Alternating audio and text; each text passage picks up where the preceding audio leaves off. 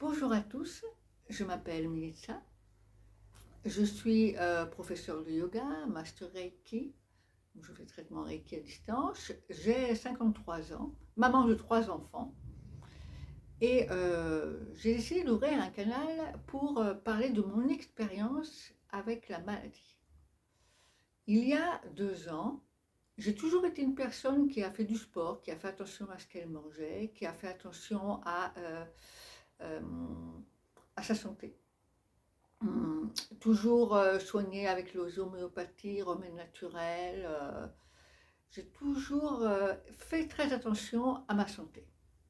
Et il y a 2 ans, ma langue s'est mise à gonfler d'une raison pour laquelle je n'arrivais pas à comprendre, mais gonflait tellement que c'était très douloureux et que j'avais du mal à manger et à parler. Euh, et donc, ma première pensée, ça a toujours été, ben, je vais me soigner moi-même.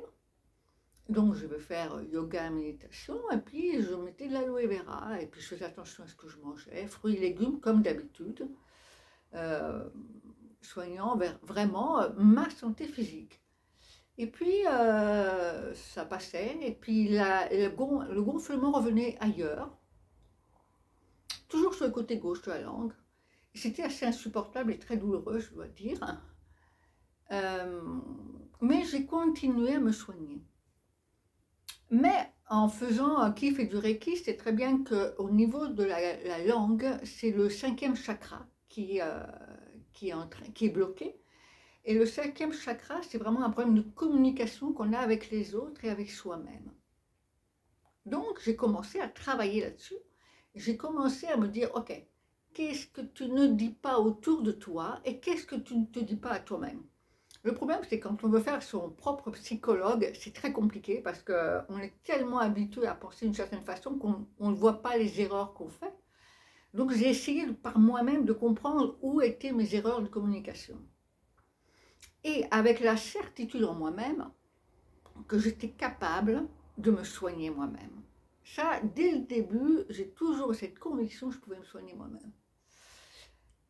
Et donc petit à petit, j'ai commencé à dire les choses que je pensais vraiment à mon mari, à mes enfants, aux gens autour de moi, pensant que ça allait me soigner.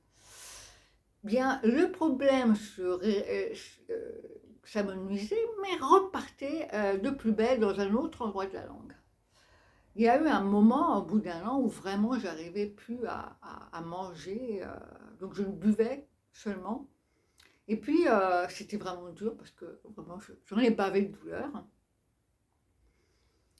Et j'ai compris que le problème était avec moi-même. Il fallait que je comprenne ce que je voulais. Mais là encore, qu'est-ce que je veux? Qu'est-ce que je veux? Qui je suis vraiment? Qu'est-ce que je ne dis pas à moi-même que je veux me dire? Et là, j'ai commencé à méditer énormément. J'ai commencé à travailler beaucoup ma respiration. Je faisais des recherches. Je n'arrêtais pas de chercher le pourquoi des choses. Et puis là aussi, je contrôlais beaucoup d'aloe vera sur la langue. Je faisais. Mais je n'ai jamais vraiment réussi à résoudre le problème.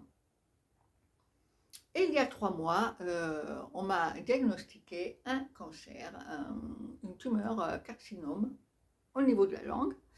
Et la solution du chirurgien était de me couper complètement la langue. Chose que, bien sûr, j'ai absolument refusée parce que je me suis dit, Mélissa, tu es capable de te soigner par toi-même, j'en suis convaincue. Alors, comme je n'avais jamais pensé, puisque je suis une personne extrêmement attentive à ma santé, je n'aurais jamais pensé pouvoir avoir ce type de maladie. Donc j'ai vraiment dû faire des recherches pour comprendre d'où vient ce problème. Ce n'est pas l'alimentation, ce n'est pas manque de sport, ce n'est pas la méditation. Qu'est-ce qui fait qui m'a rendue malade à ce point?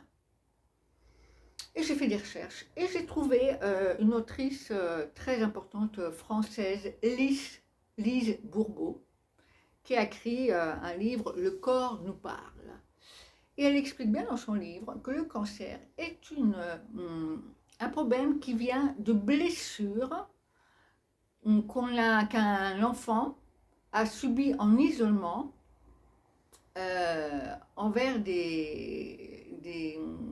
envers son père et sa mère. C'est-à-dire que nous avons un enfant intérieur, chose que je ne savais pas avant, et qui a reçu des blessures petit, indépendamment de ce qui s'est passé, mais qui avait vécu des épisodes avec le père et la mère, qui ont fait qu'ils l'ont blessé vraiment. Et comme il est resté isolé, qu'il n'a pas pu le partager avec d'autres, diviser avec d'autres, cette blessure est restée ouverte profondément à l'intérieur du corps.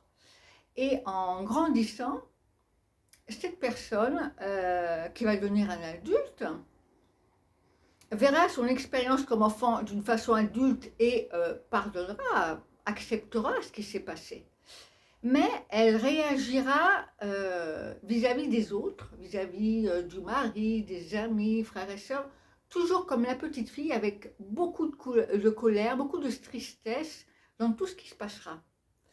Ceci fait que ces blessures restent ouvertes et la personne, moi notamment, je vais continuer dans ma vie d'adulte à sentir les mêmes blessures d'abandon, d'injustice, mêmes blessures de trahison.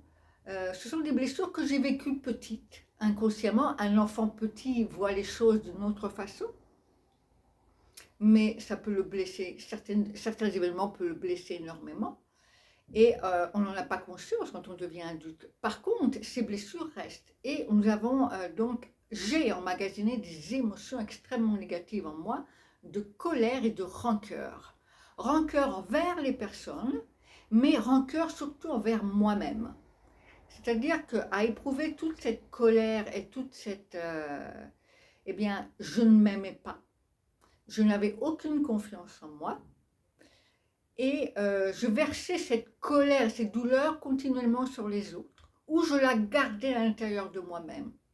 Et ceci a créé cette douleur, mon corps, pour me faire comprendre que je devais arrêter de m'en vouloir, que je devais arrêter de me manger cette colère, que je devais me libérer du passé, a créé cette maladie. Le corps, pour nous aider, créer la maladie pour qu'à un certain moment, on s'arrête et on réfléchit sur qu'est-ce que je fais qui ne me fait pas du bien et qu'est-ce que je dois faire pour dépasser cette chose-là. Alors, pour me soigner, je fais beaucoup de méditation. J'ai lu beaucoup, j'ai finalement compris le pourquoi. Et donc, pour moi, mon soin à faire, c'est apprendre à gérer mes émotions, apprendre à gérer mes pensées, à me vouloir du bien, à m'aimer vraiment, hein, à m'accepter comme je suis, à accepter mon passé, m'accepter comme je suis et à vouloir devenir la personne que je veux vraiment, c'est-à-dire exprimer vraiment la personne que je suis, enlever le masque de celle que j'étais avant, mais être une nouvelle personne, faire les choses que j'aime. Donc ouvrir un canal YouTube, même en ayant encore un peu de difficulté à parler, mais si vous m'aviez entendu il y a 3 mois, on ne comprenait même pas ce que je disais, donc je suis en train de guérir. J'en suis convaincue, puisque si mon corps crée la maladie à cause d'émotions négatives que j'ai accumulées et piégées dans mon corps, avec des formes de pensée que j'avais, que je n'étais pas consciente, mais que maintenant j'ai compris et donc j'essaye de les bloquer, de les changer. Quand on change cette perception de l'extérieur et qu'on apporte de la paix et de l'amour à l'intérieur, le corps qui est heureux qu'on a saisi finalement le message qu'il nous portait, va créer l'auto-guérison. Le corps crée la maladie pour nous alerter, pour nous aider, mais une fois qu'il a compris, une fois qu'on a compris où est le problème, alors moi intentionnellement, avec l'amour que je porte à mon corps, parce que je remercie aujourd'hui la maladie pour tout ce qu'elle m'a appris, eh bien, je suis en train de laisser mon corps à présent faire tout ce qu'il faut pour me guérir.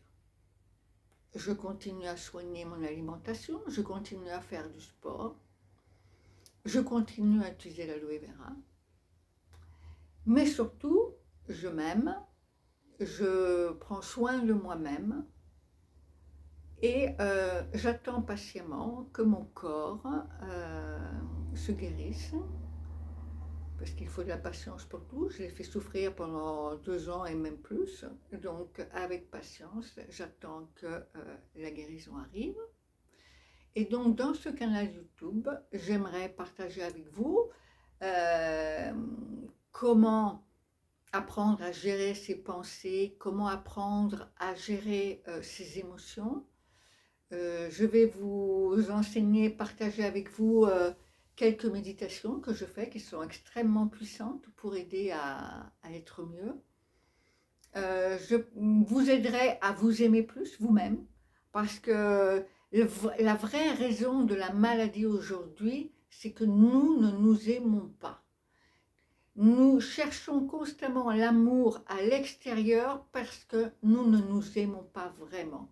Donc, n'importe quelle maladie que vous avez, même une dépression, n'importe quelle, il y a un manque d'amour pour vous-même. C'est vraiment la raison de toutes les maladies.